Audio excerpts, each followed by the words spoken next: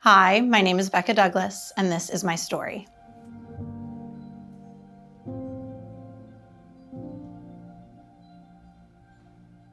So I grew up in Trevose, which is right outside Philadelphia. I'm an only child, so it was just me and my mom and my dad. I would say that I grew up in a Christian home, but we didn't go to church. We would just go occasionally, holidays, or if I would go with a friend. And so though I knew God, I wouldn't say that I really had a relationship with him. When I was about like 8 or 9, my dad had acute cardiomyopathy. I didn't really realize how serious it was or how severe it was, even when he stayed home, and it was pretty obvious that it was getting worse. And on April 7th, 2002, I woke up and I heard like a lot of commotion. I could hear my mom in the other room trying to wake my dad up. So I remember running over to the door frame, like into the doorway, and I could see that his arm was in front of his face, and his face was purple because he was not breathing. And I just remember my mom screaming like, "Go get help, go get the neighbors." And so I was running barefoot like through the neighborhood, just knocking on doors, being like, please help, Dad's not breathing. And I came back with 2 people in our neighborhood who tried to help her turn him over so that they could do CPR. And it was unsuccessful. And being an only child, the police had to take my mom into the room to ask her questions. And I remember getting the phone book and getting the landline and having to call all of my aunts and uncles, like my dad's siblings, my grandmother, and telling them that he had passed. When I was a junior in college, I woke up to a phone call from my mom that my stepbrother had died in a car accident. I remember just being shocked and being numb and just wondering, why is this happening again?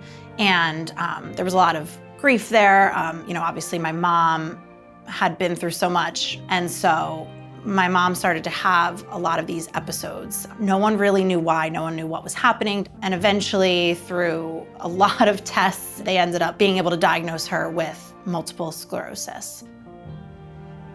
After my mom was diagnosed with MS, I was really just angry with God. I felt like I had so many friends who had 2 very healthy parents or healthy siblings and hadn't really experienced loss yet. And I guess I was kind of like crying out and frustrated, just like, am I the one with sick parents? I started to experience some re-grief from my dad, just realizing I'm older now and all the things that he missed out on in my life, all the things that I didn't get to share with him, but also, I guess, concern for, would she be there to share it with me too?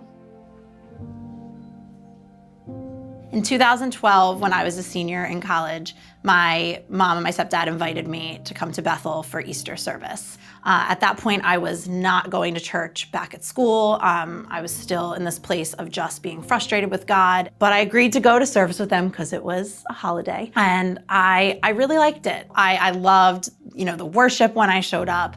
I thought everybody seemed really welcoming. I loved that it was just come as you are. And I would say in 2013, I started coming every Sunday.